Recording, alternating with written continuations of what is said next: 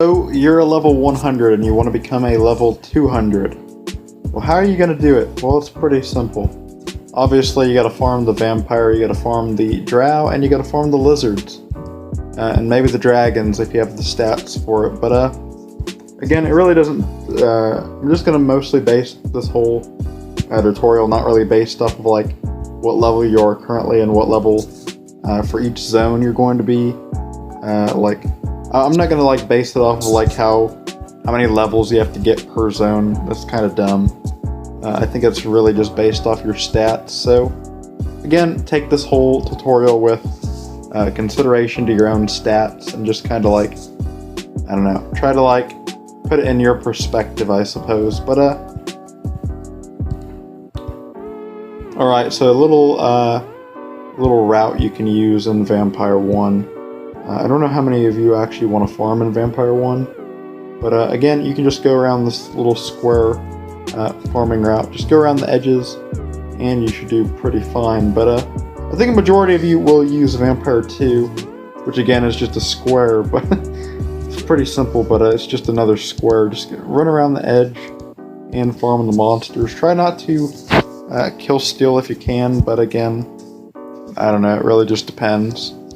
Most people are AFK training anyways, so by kill stealing them, you're really not doing anything, but again, a lot of these people will kill you for really no reason, despite not knowing anything about training at all. So yeah, take that into consideration when you're farming Vampire. Nobody knows anything about training, so even with the anti-kill steal system, they will think you kill stealed them anyway. Now if they're power training, it's a little bit different, but again, AFK train, really there's no reason why they should kill you, but they will. Take that into consideration, but that is a thing you have to learn as a low level, I suppose. I didn't really have to learn it too much because training really wasn't a thing, but again, they'll probably kill you. Overall, go around this little square and try to gain as much experience as you can. And then I'll show you some more farming routes for the drows and the lizards. Obviously, Vampire 3 is also a great place to go to.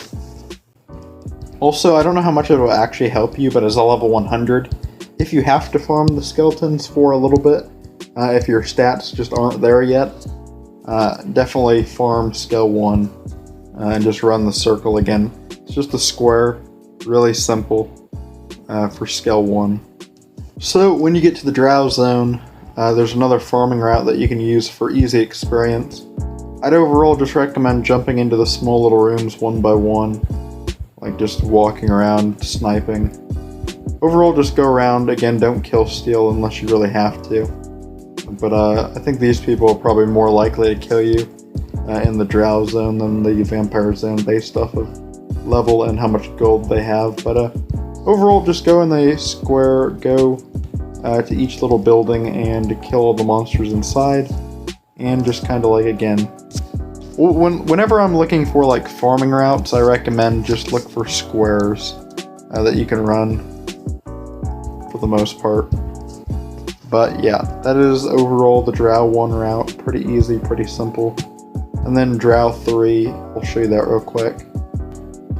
Now when you're farming Drow 3 as a level 100 to 200, it's pretty simple. It's basically just a circle, but I like to go, I mean again you can do different things if you have to really switch it up, but I like to just go right across, just like old times I guess. If you were an old player you know what I mean, but this was the biggest zone back in the day, because it was the only zone that was for high levels pretty much. There were no lizards yet or dragons or anything, but this is the route everybody used to run, so imagine 100-ish players or something crazy. There wasn't that many, but imagine like 5 players at a time, or 6 players at a time in Drow 3. That's pretty much how it was. So it was a great time. But yeah, you can just go around and farm a little circle square type thing. Overall though, again, easy experience. If you want to go to Drow 4, go to Drow 4. It really just depends. Again, it really just depends on what you want to do. But I usually just like to go Drow 3 for when I was that level. So for lizards, lizards are pretty simple as well. For lizard 1, there's a great little route you can go down. It's called the road. It's literally just go in the circle. Don't go this way, but go this way, and overall just run around the circle. It's pretty simple. The road is the path, so there might be, again, some people training along the road, which is just what you're going to have to deal with as a lower level, I suppose. But unless you get to the team zones, but it's kind of annoying sometimes to get to the team zones.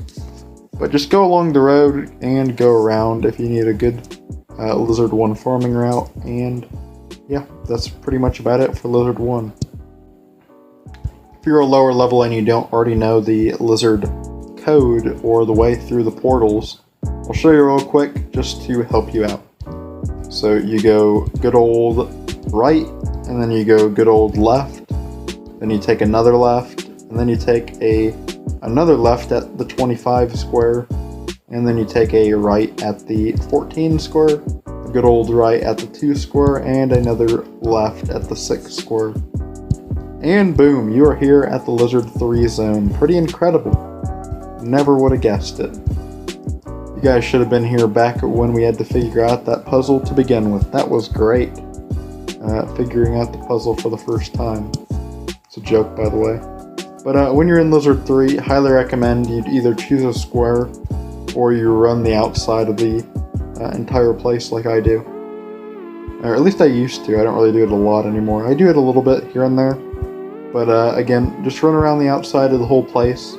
If you really need a guide, just follow the black outline of the whole place. But I usually just like to walk around the edge of the whole Lizard 3.